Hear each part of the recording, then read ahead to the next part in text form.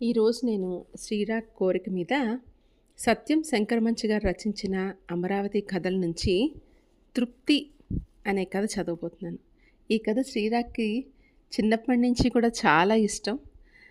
ఇది నాకు తెలిసి మొట్టమొదటి అమరావతి కథ నేను శ్రీరాక్కి చదివింది. దీని తర్వాత భోజన చక్రవర్తి, ఆవలి ఆవలి ఒడ్డు పొంగింది లాంటి చాలా కథలు చదివాను. సరే, ఇప్పుడు కథ మొదలెడదాం. తృప్తి. పూర్ణయ్యని బావగాడంటారు అందరూ. బావగాడు లేకపోతే సరదా లేదు, సంబరము లేదు. పెళ్ళి కానీ పేరంటం కానీ వంట హంగంతా బావగాడే. వంట వాళ్ళని కూర్చొనిచ్చేవాడు కాదు, నుంచోనిచ్చేవాడు కాదు, పరుగులు పెట్టించేవాడు. ఇక తినేవాళ్ళకి భోజనం మీద తప్ప వేరే ధ్యాస రానిచ్చేవాడు కాదు. ఒకసారి వనసంతర్పణం పెట్టుకున్నారు. జనమంతా మామిడి తోపులో చేరారు. చాపలు పరిచి పిచ్చపాటి మాట్లాడుకునేవారు కొందరు, పేకాటలో మునిగిన వారు మరికొందరు. గాడిపోయి తవ్వించాడో లేదో బావగాడు జనం మధ్యకి పరిగెత్తుకుని వచ్చాడు. అందరూ వినండర్రా అని పెద్దగా గావుగాక పెట్టి మాటలు మాన్పించాడు. పేకాట మూయించాడు. వంటకాలు ఇలా తయారు చేస్తున్నాను అంటూ లిస్టు చదివాడు.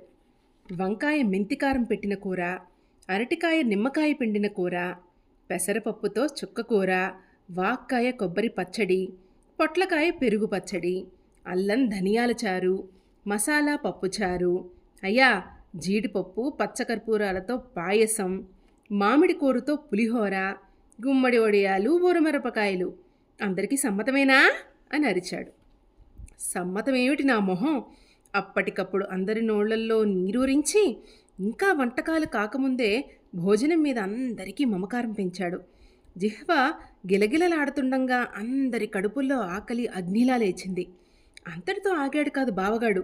మరో అరగంటలో వంకాయలు కడిగించి బుట్టలో వేయించి అందరి దగ్గరకు ప్రదర్శనకు పట్టుకొచ్చాడు. చూసారా, లేత వంకాయలు నవనవలాడుతున్నాయి. మెంతికారం పెట్టి మరీ వండిస్తున్నాను, దగ్గరుండి కోయించుకొచ్చాను అని అందరికీ చూపించి వెళ్ళిపోయాడు. ఆ తర్వాత జనానికి వేరే ఆలోచనలు పోయేవి కాదు. వంకాయ గురించి ఏ చర్చలు. వంకాయ ఎన్ని రకాలుగా కూర చేయొచ్చు, కాయపళంగా వండితే రుచా, తరిగి వండితే రుచా, అసలు రుచి వంకాయలో ఉందా, వంకాయ తొడిమలో ఉందా, ఇలా చర్చలు సాగాయి. మరో అరగంటకి నిగనిగలాడే వాక్కాయ బుట్టతో లేత చుక్కకూర మూపుతో వచ్చి అందర్నీ పలకరించాడు. వాక్కాయ దివ్యమైన పులుపు చూడండి అని తలా ఒక్కాయ పంచాడు. చుక్కకూర కందిపప్పుతో కంటే పెసరపప్పుతో మహా చక్కగా మేళవిస్తుంది అని అందరికీ మళ్ళీ జ్ఞాపకం చేశాడు. మళ్ళీ జనమంతా వంట కబుర్లలో పడేవారు. బావగాడు ఇలా ప్రదర్శనలు ఇస్తుంటే ఆకలి రెపరెప పెరుగుతోంది. ఇక అక్కడ గాడిపోయి దగ్గర వంటవాళ్ళని పరుగులు తీయిస్తున్నాడు. పాయసంలో ఎత్తుకెత్తు జీడిపప్పు వేయమని పురమాయిస్తున్నాడు. ఒక పక్క పులిహోర తిరగమూత వేయగానే రయ్యిన జనం దగ్గరికి పరిగెత్తుకు వచ్చి, ఆ వాసన చూసారా, పులిహోర తిరగమూత, సన్నబియ్యంతో చేయిస్తున్నాను అని మళ్ళీ మాయమయ్యేవాడు. మళ్ళీ జనానికి ఆకలి ఉవ్వెత్తున లేచింది. ఆకలి నిలువెత్తయింది, తాటి ప్రమాణం అయ్యింది. శరీరం అంతా ఆకలే అయి కూర్చుంది. జనమంతా ఎప్పుడు వడ్డిస్తారా అని ఆవురావురమంటున్నారు. ఎట్టకేలకు గంట కొట్టాడు బావగాడు. లేత అరిటాకులు శుభ్రంగా కడుక్కోండి అని వరుసల మధ్యకొచ్చి హెచ్చరించాడు. సుబ్బయ్యన్నకు ఒకాకు వేస్తావే, రెండాకులు కలిపి వేయించు అంటున్నాడు. వడ్డనలు మొదలయ్యాయి. నీతి జారీ పుచ్చుకుని పేరున అందరినీ అడిగి వడ్డిస్తున్నాడు. వంకాయ వదిలేయకూడదు, నిమ్మకాయ పిండిన అరటికాయ కూరలో కరివేపాకు రుచి తమకు తెలియనిది కాదు అంటూ మళ్లీ కూర వడ్డింపించి ఆకలి పెంచుతున్నాడు. జనం ఆబగా తింటున్నారు.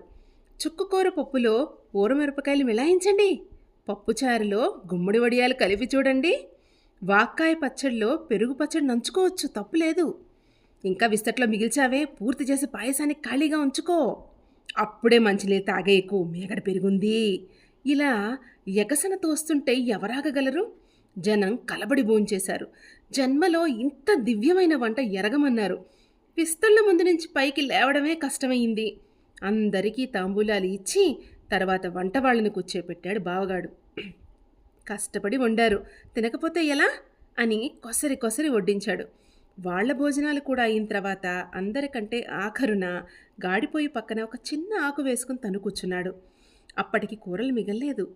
ఒక గంటె పప్పు, కాసంత పచ్చడి, కుప్పిడి పులిహోర మిగిలితే అవే వడ్డింపించుకుని వంట రుచిని మళ్ళీ మళ్ళీ మెచ్చుకుంటూ అందరి భోజనం తానే చేస్తున్నానంత హాయిగా భోంచేశాడు.